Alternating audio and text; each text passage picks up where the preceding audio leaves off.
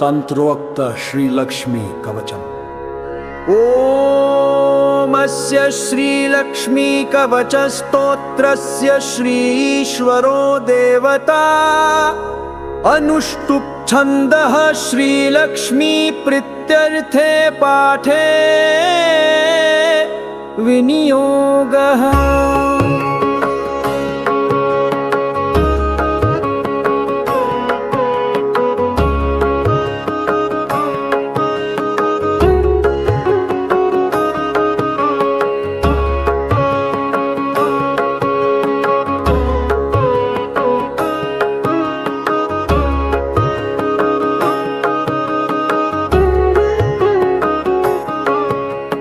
लक्ष्मी मे चाग्रतः पातु कमला पातु पृष्ठतः नारायणी शीर्षदेशे सर्वांगे श्रीस्वरूपिणी रामपत्नी तु प्रत्यंगे सदावतु शमेश्वरी विशालाक्षी योगमाया कौमारी चक्रिणी तथा जयदात्री धनदात्री पाशाक्षमालिनी शुभा हरिप्रिया हरिरामा जयंकरी महोदरी कृष्णपरायणा देवी श्रीकृष्णमनमोहिनी जयंकरी महारौद्री सिद्धिदात्री शुभंकरी सुखदा मोक्षदा देवी चित्रकूट निवासिनी भयं हरतु भक्तानां भवबन्धं विमुच्यतु कवचं तन्महापुण्यं यः पठेत् भक्तिसंयुतः त्रिसन्ध्यमेकसन्ध्यं वा मुच्यते सर्वसङ्कटात्। एतत् कवचस्य पठनं धनपुत्र विवर्धनं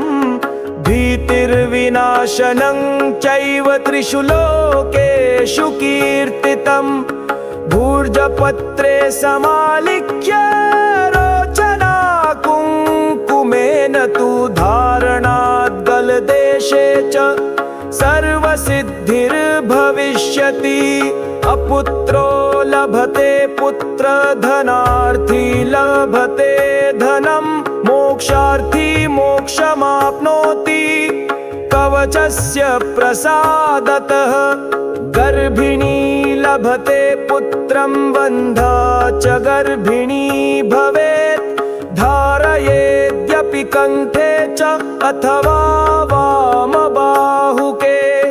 यः पठेन्नियतं भक्त्या स एव विष्णुवद्भवेत् मृत्युव्याधिभयं तस्य नास्ति किंचिन्महीतले पठेद्वा पाठयेद्वापि शृणुयात् श्रावयेद्यदि सर्वपापविमुक्तस्तु लभते परमां गतिं संकटे विपदे घोरे तथा च गहने वने राजद्वारे च नौकायां तथा चरणमध्यतः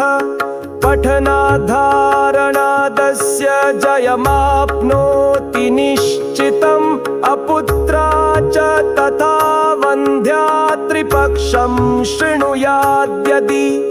सुपुत्रं लभते सा तु दीर्घायुष्कं यशस्विनं शृणुयाद्य शुद्धबुद्ध्या द्वौ मासो विप्रवक्त्रतः सर्वान् कामानवाप्नोति सर्वबन्धाद् विमुच्यते मृतवत्सा जीववत्सा त्रिमासं श्रवणं यदि रोगी रोगात् विमुच्येत पठनान्मासमध्यतः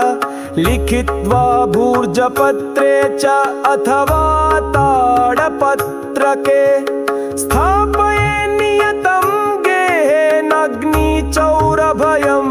क्वचित् शृणुयाद्धारयेद्वापि